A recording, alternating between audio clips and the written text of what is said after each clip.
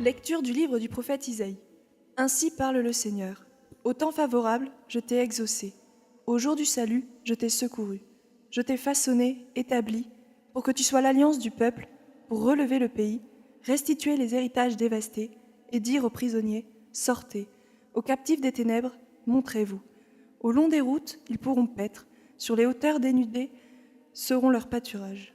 Ils n'auront ni faim ni soif, le vent brûlant et le soleil ne les frapperont plus. Lui, plein de compassion, les guidera, les conduira vers les eaux vives. De toutes mes montagnes, je ferai un chemin, et ma route sera rehaussée. Les voici, ils viennent de loin, les uns du nord et du couchant, les autres des terres du sud.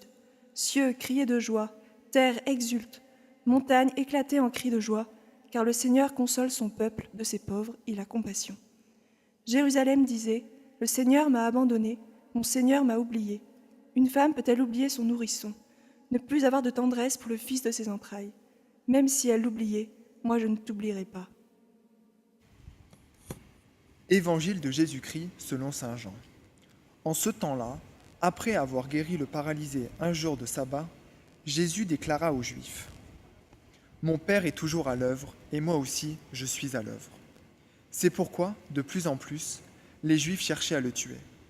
Car non seulement il ne respectait pas le sabbat, mais encore il disait que Dieu était son propre Père. Et il se faisait ainsi l'égal de Dieu. Jésus reprit donc la parole. Il leur déclarait : « Amen, amen, je vous le dis.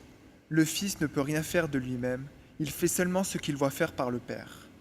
Ce que fait celui-ci, le Fils le fait pareillement. Car le Père aime le Fils et lui montre tout ce qu'il fait. Il lui montrera des œuvres plus grandes encore, si bien que vous serez dans l'étonnement. Comme le Père, en effet, relève les morts et les fait vivre. Ainsi, le Fils, lui aussi, fait vivre qui il veut. Car le Père ne juge personne. Il a donné au Fils tout pouvoir pour juger, afin que tout honore le Fils comme il honore le Père. Celui qui ne rend pas honneur au Fils ne rend pas non plus honneur au Père qui l'a envoyé. Amen, amen, je vous le dis. Qui écoute ma parole et croit en celui qui m'a envoyé obtient la vie éternelle, et il échappe au jugement. Car déjà, il passe de la mort à la vie. Amen, amen, je vous le dis. L'heure vient, et c'est maintenant, où les morts entendront la voix du Fils de Dieu, et ceux qui l'auront entendu vivront. Comme le Père, en effet, a la vie en lui-même, ainsi a-t-il donné au Fils d'avoir, lui aussi, la vie en lui-même. Et il lui a donné pouvoir d'exercer le jugement, parce qu'il est le Fils de l'homme. Ne soyez pas étonnés, l'heure vient, où tous ceux qui sont dans les tombeaux entendront sa voix. Alors, ceux qui ont fait le bien sortiront pour ressusciter et vivre. Ceux qui ont fait le mal pour ressusciter et être jugés. Moi, je ne peux rien faire de moi-même. Je rends mon jugement d'après ce que j'entends, et mon jugement est juste.